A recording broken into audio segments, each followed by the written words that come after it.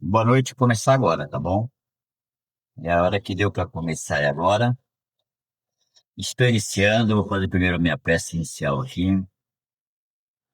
Agradecer a toda a espiritualidade que está conosco nesta noite, no lar de cada um de nós. Possamos fazer boas reflexões sobre o Evangelho de Jesus, sobre a doutrina espírita. Que Jesus esteja presente conosco, que Deus esteja presente conosco. Que seja um momento muito especial para todos nós. E eu vou iniciar pelo livro que é o livro O Espírito da Verdade, o item 5, que se intitula Decálogo para Médiuns. Esse livro ele foi psicografado pelo Chico e pelo Valdo Vieira e tem Emmanuel como o autor. Então, Decálogo para os Médiuns. Vou começar agora lendo aqui, olha.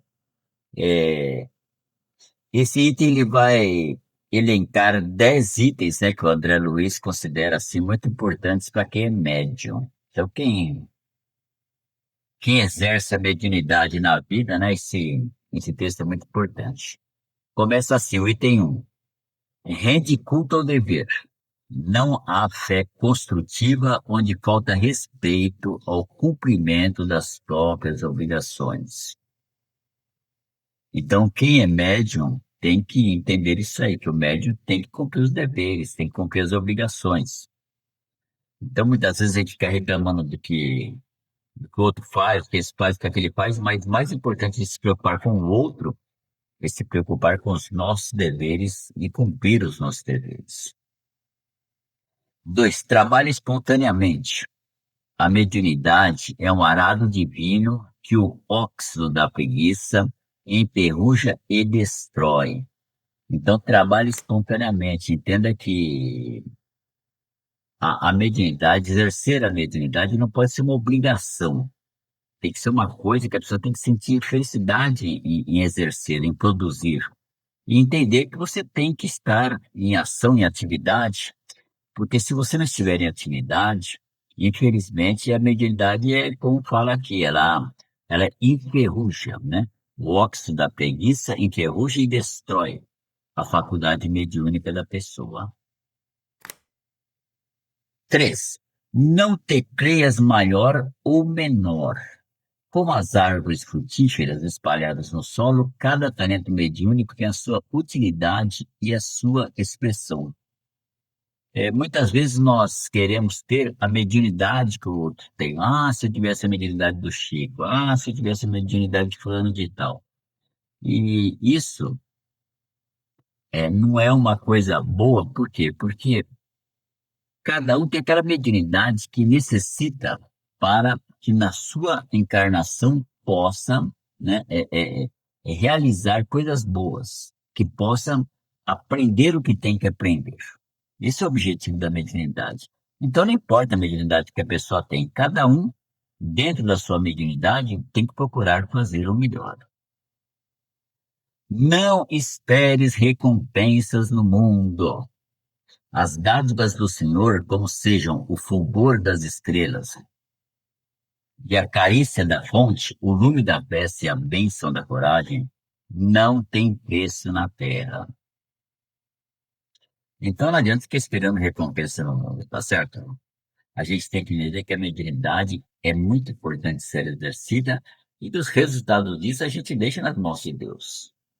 Com o tempo, os resultados dos benefícios que a gente procura fazer todos os dias, a gente vai receber. Mas não significa que vai ser nessa encarnação, durante a encarnação ainda, né? Não centralizes a ação. Todos os companheiros são chamados a cooperar no conjunto das boas obras, a fim de que se elejam à posição de escolhidos para tarefas mais altas. Então a gente não pode centralizar a ação, a gente tem que saber que tudo que se faz no campo mediúnico, principalmente na casa espírita, é um trabalho em equipe, né? Todo mundo, cada um, tem que dar sua contribuição para chegar a um bom resultado, tá certo? A gente não pode centralizar as ações, achar que nós somos os únicos que podemos fazer, os únicos que podemos resolver, Então a gente tem que entender que o trabalho é sempre um trabalho, tem que ser um trabalho coletivo. Não te encarceres na dúvida. Tudo bem, muito antes de externar-se por intermédio desse ou daquele intérprete da verdade, procede originariamente de Deus. Então, olha, a gente tem que ir fazendo, né? Às vezes a pessoa tem dúvidas se consegue realizar, se não consegue, não precisa se preocupar com isso. O que nós temos é que fazer o que tem que ser feito e fazer da melhor forma possível. E deixar que os resultados, né? Que Deus, que vai vir de Deus os resultados. Aliás, tudo vem de Deus. Nós simplesmente somos os intermediários. E o médium tem que entender que é um intermediário de Deus. Estuda sempre. À luz do conhecimento, armar-te-á o espírito contra as armadilhas da ignorância. Então, no trabalho espiritual, sempre vai ter as armadilhas da ignorância. Eu lembro que no trabalho de psicografia, certa vez, aí na Nova Era, uma mulher estava certamente estava envolvida pelos espíritos mal intencionados, né? E ela criou, assim, uma confusão daquelas aí, e muitos médios se sentiram mal, uns pensaram até em não psicografar mais, mas isso aí tudo são fraquezas nossas, né? Quando a gente se fortalece no conhecimento, a gente supera todas essas coisas. A gente sempre vai aprender a lidar melhor com essas questões que aparecem na vida do médium, né? Não te irrites. Cultiva a caridade e a brandura, a compreensão e a tolerância, porque os mensageiros do amor encontram dificuldade enorme para se exprimirem com segurança através de um coração conservado em vinagre. Então é assim, a espiritualidade para que ela possa se manifestar com qualidade, né? Principalmente espíritos que têm um pouco mais de envergadura espiritual, necessitam que nós, como instrumentos, sejamos bons instrumentos. E para ser um bom instrumento tem que ter tranquilidade, tem que ter confiança, tem que ter várias qualidades. E quando a pessoa fica irritada, é muito difícil. Uma pessoa irritada, os espíritos vão ter grandes dificuldades, pelo menos os espíritos bem intencionados, né? Terão grandes dificuldades de se manifestar, nos utilizando como instrumentos, né? Desculpa incessantemente. O astro da crítica não te piora a realidade. A praga do elogio não te altera o modo justo de ser. E ainda mesmo que te categorizem a conta de mistificador ou embusteiro, esquece a ofensa com que te espanquem o rosto e guardando o tesouro da consciência limpa, segue adiante, na certeza de que cada criatura percebe a vida do ponto de vista em que se coloca. Só que lembra o Chico, né? Que teve caso do Chico, que ele fez psicografia, a mulher foi lá, deu um tapa no rosto dele, ele não brigou, ele não discutiu, ele não xingou, e simplesmente ele continuou sentado lá e seguiu a atividade, continuou a atividade que ele estava fazendo, né? Lembra também a irmã Dulce, né? Que vai na feira pedir auxílio para os comerciantes. Aí quando ela estende a mão, o comerciante cospe na mão dela, ela fala, tudo bem, isso é para mim, agora é para ir para os pobres que eu necessito, né? Então, os grandes espíritos, eles conseguem lidar bem com essa questão da crítica, né? E a gente tenta aprender também. Não temas perseguidores. Lembra-te da humildade do Cristo e recorda que, ainda ele, anjo em forma de homem, estava cercado de adversários gratuitos e de verdugos cruéis. Quando escreveu na cruz, com suor e lágrimas, o divino poema da eterna ressurreição. Ah, gente, com certeza nós não somos mais perseguidos do que o Cristo, né? Então, a gente tem que aprender com ele que ele, que não precisava passar por isso, passou e lidou bem com a situação. manteve a calma, a tranquilidade em todos os momentos. Então, nós também temos que aprender a não temer os perseguidores, porque todos os grandes mestres que a gente vê passar pelo mundo têm os perseguidores. Olha, o Chico teve, Eurípides teve, Bezerra teve, então todos têm os perseguidores. Então, quem quer seguir com Cristo tem que aprender a lidar com isso, né? E agora, antes de eu passar aqui pelo livro do Evangelho aqui, lembrar que quem quiser colocar os nomes aí para fazer as vibrações, né? Para colocar as vibrações, pode colocar os nomes aí. No final, eu vou pedir para fluidificar as águas, né? Então, quem quiser colocar água aí também para ser fluidificada, aproveite esse momento e já deixe colocado aí. No finalzinho, eu vou pedir a fluidificação. Do Evangelho segundo o Espiritismo, eu vou falar um pouquinho do capítulo 8, Bem-aventurados os puros de coração. É o item 1 até 4, que se intitula Deixai vir a mim os pequeninos. Bem-aventurados os puros de coração, porque eles verão a Deus. Então lhe apresentaram os meninos para que os tocasse, mas os discípulos ameaçavam os que lhe apresentavam. O que, vendo Jesus, levou-o muito a mal e disse-lhes: Deixai vir a mim os pequeninos, e não os embaraceis, porque o reino de Deus é daqueles que lhes assemelha. Em verdade vos digo que todo aquele que não receber o reino de Deus como uma criança, não entrará nele. E abraçando-os e pondo as mãos sobre eles, os abençoava. Então aqui Jesus não fala que para a pessoa, que o reino de Deus é daquele que se torna igual à criança. Aqueles se assemelham, que parecem em comportamento. É uma coisa muito diferente, tá certo? Legal? Então a gente tem que entender essa diferença. E lembrando que quando ele passa em deixar vir a mim os pequeninos, lembrar que não, nós não podemos pensar só em crianças, porque todos nós que estamos na Terra aqui somos pequeninos. Nós pensarmos em questões espirituais, qual de nós que não é pequenino espiritualmente ainda? Todos somos pequeninos. Então, quando Jesus diz assim, deixai vir a mim os pequeninos, entendamos que pode ter toda a humanidade, toda a humanidade. Então, quando uma pessoa estiver procurando o caminho do bem, a gente tem que fazer de tudo para destravar o caminho dela. Não podemos ficar atrapalhando, sabe?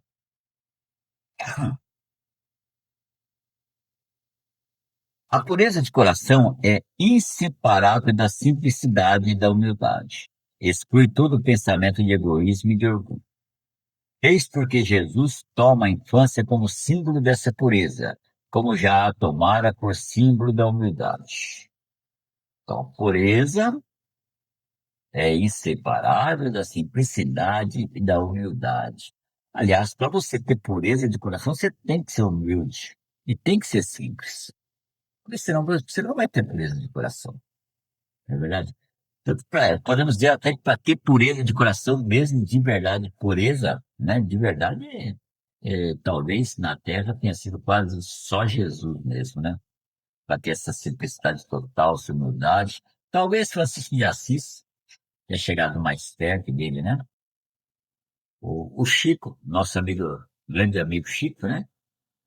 Também conseguiu, assim, bastante dessa simplicidade, dessa humildade, né? Dessa pureza de coração, né? Mas são casos muito raros. Esta comparação poderia não parecer justa, se considerarmos que o espírito da criança pode ser muito antigo e que ele traz, ao renascer na vida corpórea, as imperfeições de que não se livrou nas existências precedentes. Então a gente aprende isso na doutrina espírita, né? Que Criança no corpo não significa criança espiritual. Há crianças com grande sabedoria, há crianças também com ainda estado de muita ignorância, né? Então, eh, cada criança traz o que amealhou, né, nas várias encarnações pelas quais já passou. Então, quando recebemos um filho no nosso lar, uma criança, nós sabemos que precisamos ajudá-lo no crescimento, porque já traz lá no seu âmago, lá, né, no seu inconsciente, muitas coisas que precisam ser trabalhadas. Então, é preciso que se entenda isso, que criança no corpo não é criança no espírito. Somente um espírito que chegou à perfeição poderia dar-nos o modelo da verdadeira pureza. Não obstante, ela é exata do ponto de vista da vida presente. Porque a criança, não tendo ainda podido manifestar nenhuma tendência perversa, oferece-nos a imagem da inocência e da candura.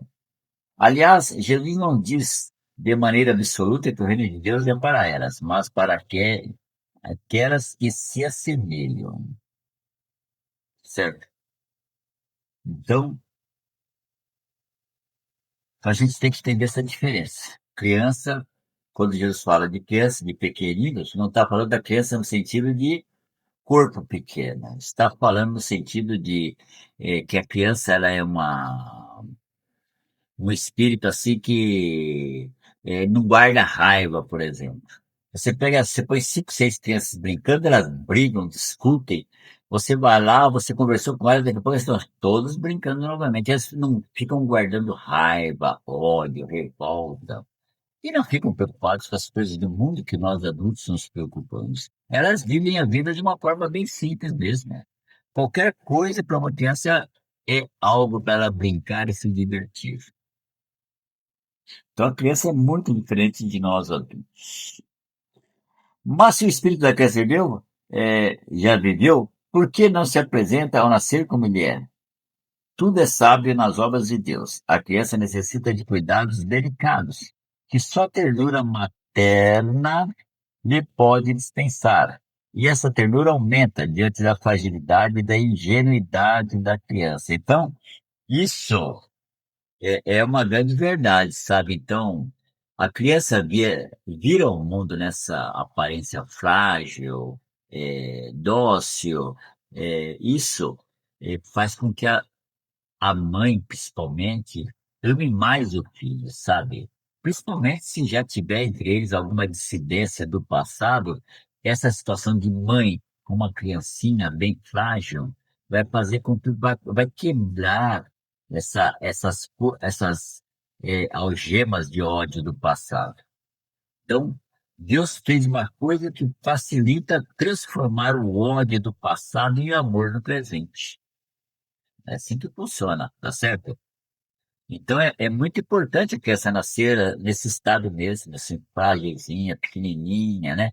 Tem a mãe que fica segurando no colo, o pai fica segurando no colo, todo mundo paparica, todo mundo cuida da criança, se preocupa com ela, tem todos os cuidados. Isso aí vai criar um elo de amor entre filho ou filha e pais, e família também, né? Então isso é muito importante que se tenha. É necessário, aliás, que a atividade do princípio inteligente seja proporcional à debilidade do corpo. Não poderia resistir a uma atividade excessiva do espírito, como verificamos nas crianças precoces.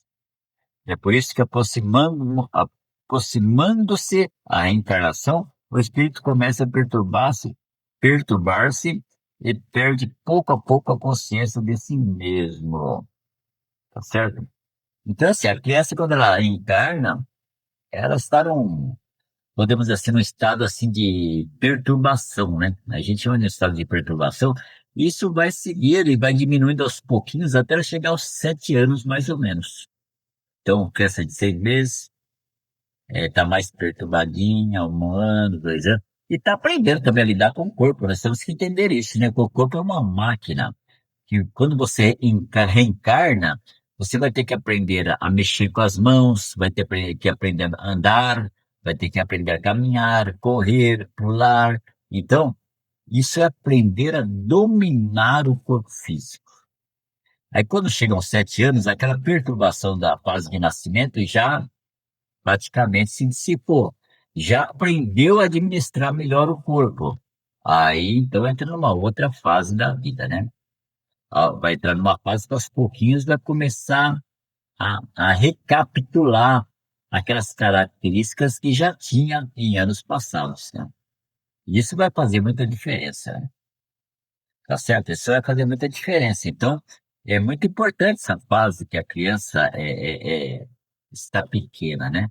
Porque ela realmente ela vai poder crescer sendo, vamos, não vou dizer, mais ou menos não a palavra formatada, mas sendo educada pelos pais, se tornando um ser melhor do que antes, né?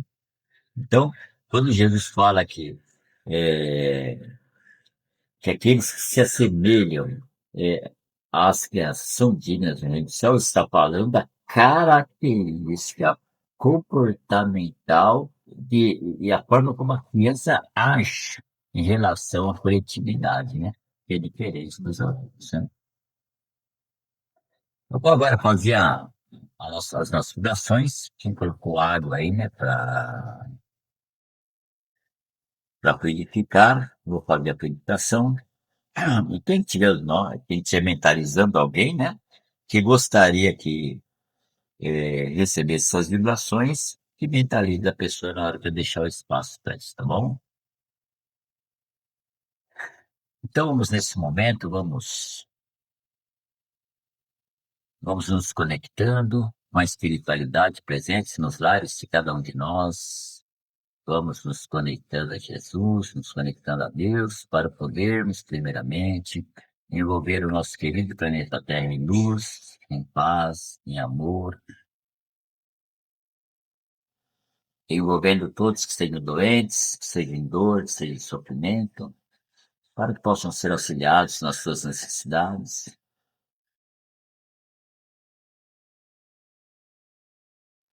E vamos vivendo pela valorização da vida, para que as pessoas evitem cada vez mais promover o aborto, promover o suicídio, vibrando pela valorização da natureza. E vamos vibrando por todos os nossos amigos, vibrando por todos os nossos lares,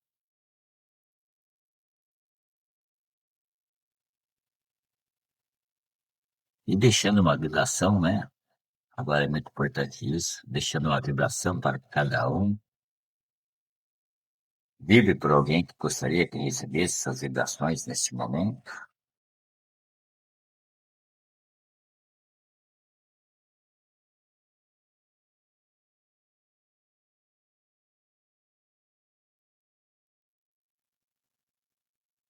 E vamos pedindo que haja luz, muita luz para todos aqueles que conosco convivem, encarnados e desencarnados. Pedindo para a espiritualidade do bem que higienize nossos lares, que retire tudo que não for bom, todas as energias que não forem boas para nós. E que se houver irmãozinhos necessitados de auxílio em nossos lares, possam ser acolhidos e levados para tratamento. E esses irmãos pedindo a espiritualidade nos nossos lares, que possa fluidificar as águas que foram colocadas, colocando os elementos curativos nas águas de cada um, conforme a necessidade que tenha. Assim nós vibrando por nós mesmos, para que possamos ter uma semana de boas realizações, para que possamos estar com saúde, sempre resolvendo nossos problemas, de acordo com esses desígnios do Evangelho de Jesus. Assim agradecemos a toda a espiritualidade, agradecemos a Ti, Jesus, agradecemos a Deus, nosso Pai, e pedimos permissão para terminarmos tudo isso. Que assim seja, graças.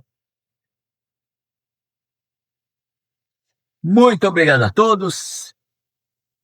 Infelizmente, hoje comecei um pouquinho atrasado, que deu uns probleminhas aqui no computador, mas está tudo certo. Terminou tudo bem. Então, boa noite a todos. que possam ter um bom sono, uma noite maravilhosa, para começar bem o dia de amanhã. Muito obrigado a todos e até a próxima.